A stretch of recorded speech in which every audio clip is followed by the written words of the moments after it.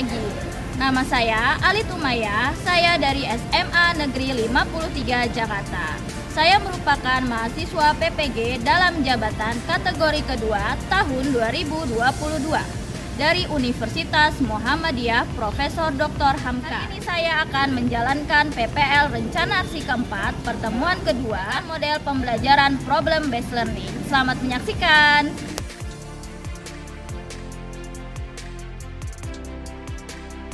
Assalamualaikum warahmatullahi wabarakatuh.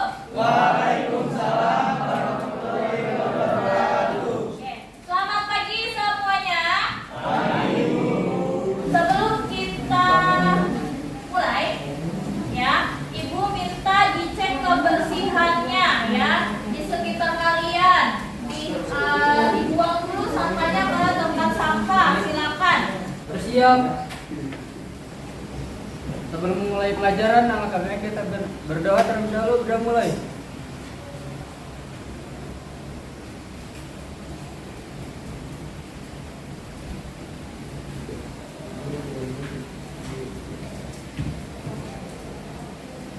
Berdoa selesai, memberi salam. Assalamualaikum warahmatullahi wabarakatuh. Waalaikumsalam warahmatullahi wabarakatuh.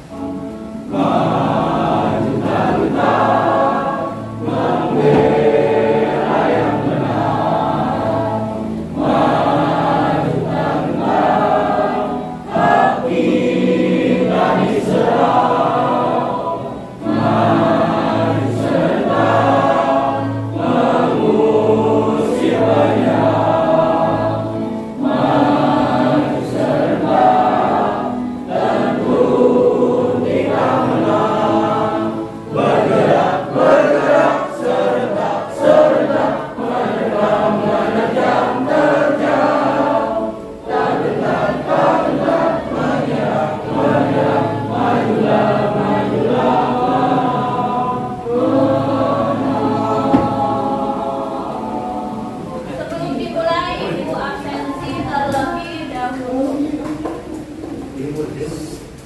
Oke, Abdul Rahman ada, Aderianto, Aditya Sakir, Ahmad Habibi. Ahmad Habibi kemana? Belum ada kabar. Ahnaf, Atira, konsentrasi. Buku ini berterbangan menuan jendela. Bagi yang melihat seekor burung yang sedang berjalan menyusuri sungai. Bagi yang melihat ada yang sedang seekor kucing.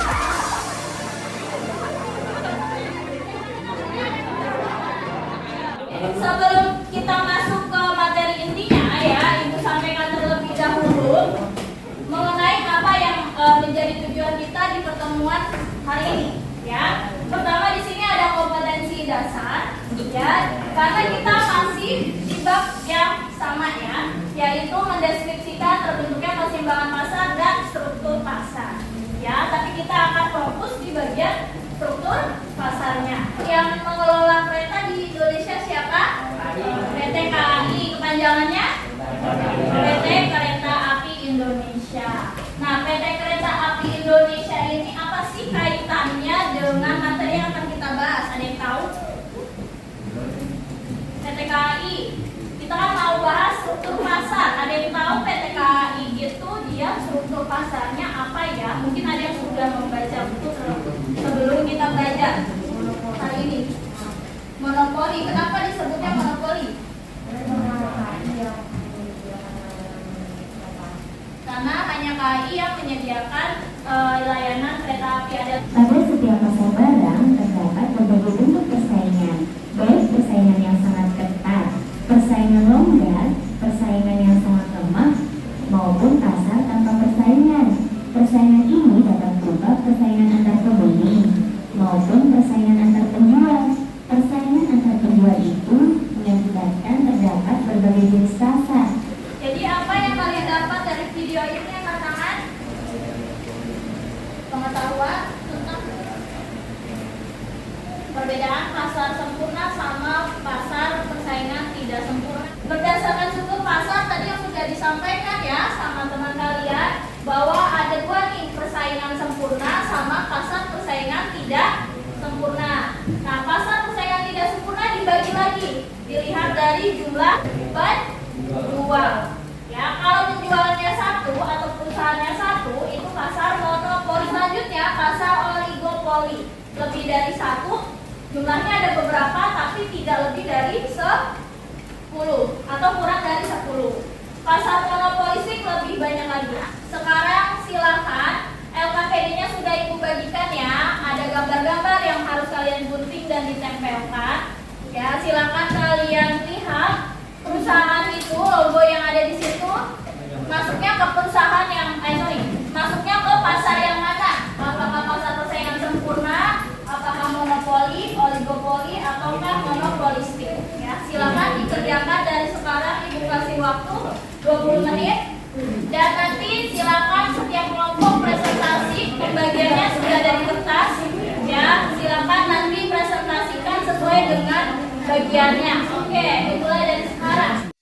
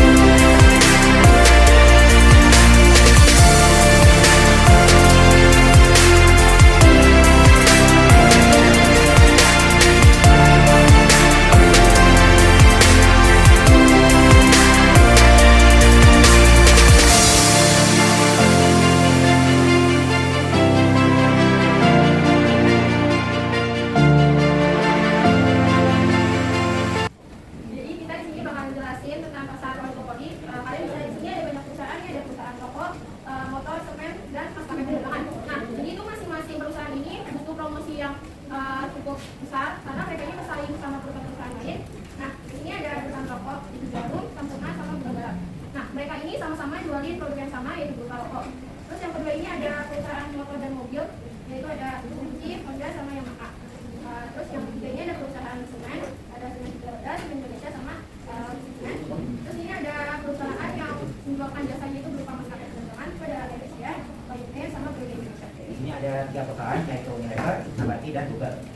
Pertama Unilever. Kenapa Unilever termasuk pasar persaingan monopolistik? Karena Unilever terdapat banyak produsen atau penjual, sehingga menghasilkan banyak produk. Kedua Nabati. Kenapa Nabati merupakan pasar persaingan monopolistik? Karena Nabati mempromosikan penjualannya secara aktif. Lalu Google. Kenapa Google merupakan persaingan monopolistik? Karena Google mempunyai banyak sekali produk dengan diferensiasi yang berbeda-beda.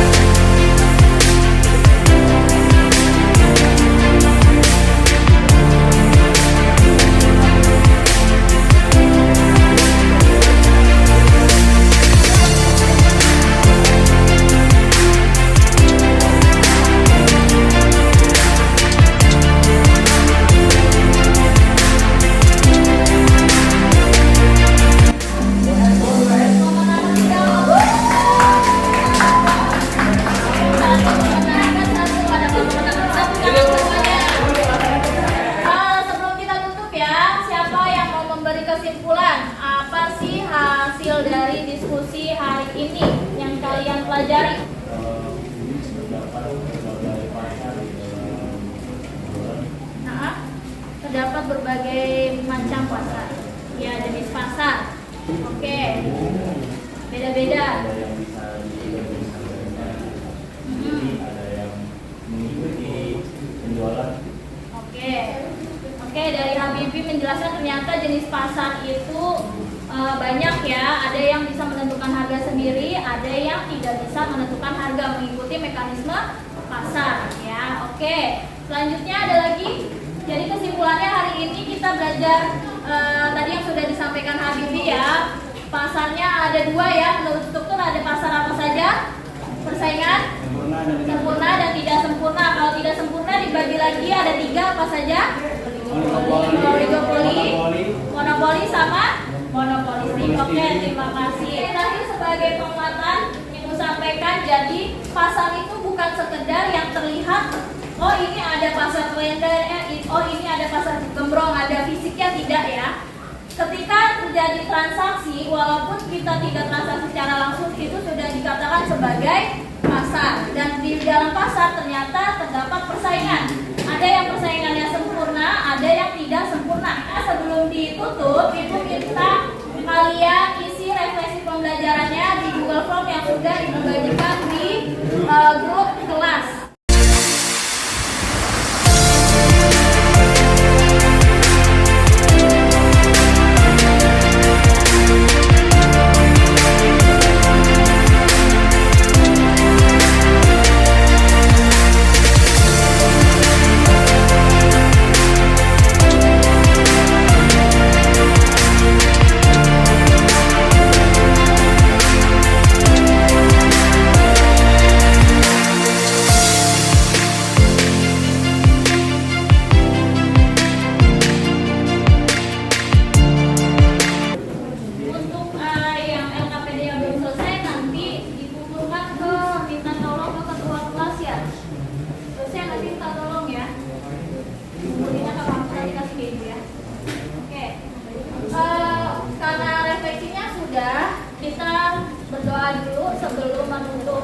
Pembelajaran hari ini ya, silakan Jose dipimpin doa terlebih dahulu. Bersiap. Sebelum akhiri pelajaran, alangkah baiknya kita berdoa terlebih dahulu. Berdoa mulai.